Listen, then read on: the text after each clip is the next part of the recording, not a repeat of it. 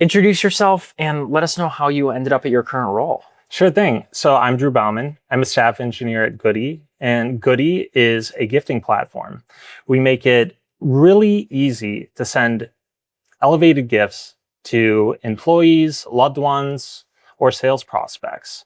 And prior to Goody, I've been a founding engineer, I've been a CTO, and this was an opportunity to join an already established team and bring that builder mindset.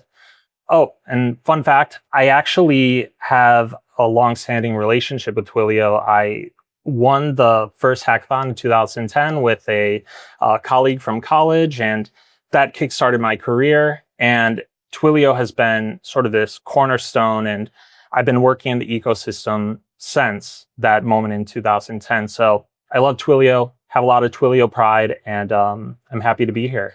Nice. I didn't know I was talking to Twilio Hackathon royalty here. Yeah. Thank you.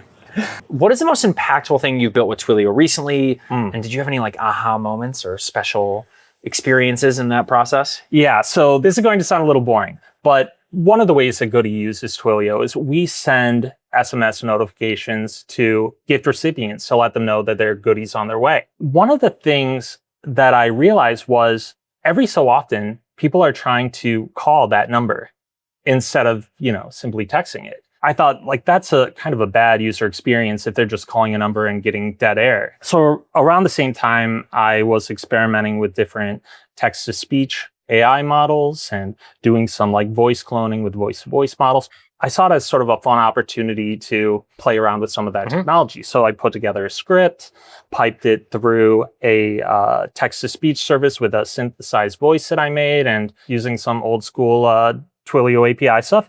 And before I know it, I had a working telephone line. People could call, they could get some information about Goody. And also, I had a lot of fun with that, just messing around with some old school Twilio features. The takeaway was really like, whoa, this is software that's been around for over a decade. I'm utilizing it with technology that wasn't around 6 months ago. And so being able to take the Twilio building blocks and being able to combine it with like new state-of-the-art AI has been revolutionary, and it's been a ton of fun.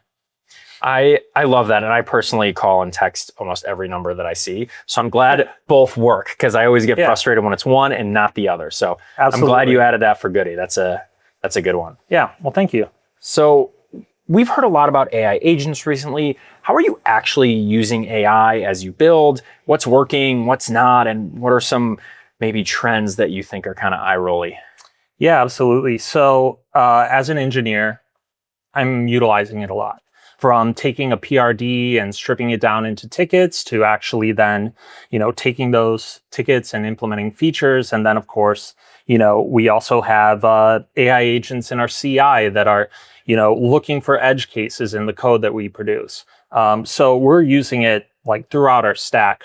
I think what's really working is we're taking some long, tedious tasks and we're able to break them down into processes that end up saving hours of our time each week. Here's an example of what's not working. So a month ago, our team went to London on an offsite, and one of my good friends just moved to London and he just got married. I wanted to get him a housewarming present, and I had a specific gift in mind. And I'm not going to go into the details, but it's something that you wear.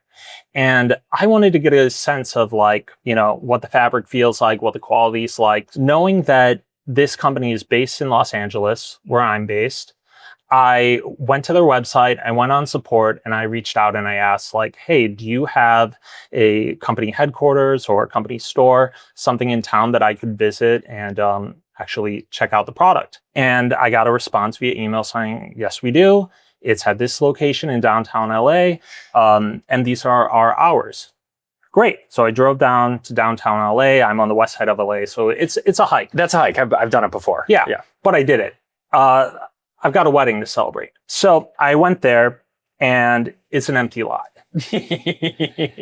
I sent them a message, and I'm like, hey, I went to the location you gave me, and it's not there. Waited a couple minutes, and I got a response saying, sorry, we're not liable for third-party retailer hours. And I was like, well, you told me this was your store. And then I got like this response that was kind of an apology, but it was also a little weird. So I was like, I think I know what's going on. So I went on their Instagram, I DM'd them, and I said, hey, I'm not sure if you have an AI monitoring your inbox, but I'm at a location that doesn't exist to check out your product. And they were very apologetic, and they made it right at the end of the day. But if you're going to utilize AI for things that are interacting with customers, you need to make sure that you have guardrails in place so that you don't send a customer to a real location for a fake store that doesn't exist. That's one thing that I think is not always working for companies, and you really have to check those guardrails. I don't know about you, but I've been getting a lot of Instagram ads that are AI generated where they're barely sort of passing that uncanny valley. The one I've been getting that I've been rolling my eyes at is there's like a speaker on stage and he's telling people how you should properly do public speaking, and it just makes me groan because it's an AI persona on stage trying to teach public speaking and sell some course on public speaking by an AI generated public speaker. It's just weird. So that's kind of my eye rolly thing at the moment, I suppose. Yeah, I agree. That is a rough one. Absolutely. Yeah, you have to have those guardrails because, if you don't, not only are you telling, people wrong information, but you're sending customers to physical locations that don't exist, and you're breaking trust. Yeah, they could have just as easily lost you as a customer by not showing up in that moment. Absolutely. Like you were lucky that you were persistent enough they were lucky you were persistent enough to find them on Instagram. But yeah, that's a weird one. I like that. That's a good example. I might have to use that somewhere. It was a weird one. Yeah. But happily, I was able to get the gift at the end of the day. Yeah. So do you have one piece of advice or one tip for someone getting started on integrating AI into their customer experience? Yeah. Make sure that your sources are lined up, that your context is in good working order so that you don't lead your customers astray. And worst case scenario, send them to a location that doesn't exist. Sweet.